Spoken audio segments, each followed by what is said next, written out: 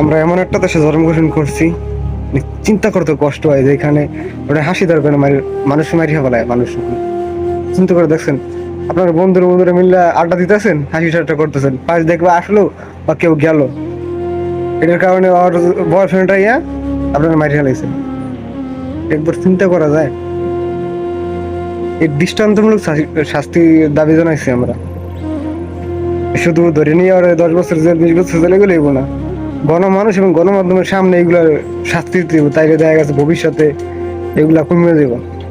আর যে মায়ের দুটার কারণে এগুলো হয়েছে, এই পোলাটার ফ্যামিলিও শেষ, আর যে 3জন ওরে খুন করছে তার ফ্যামিলিও তো শেষ।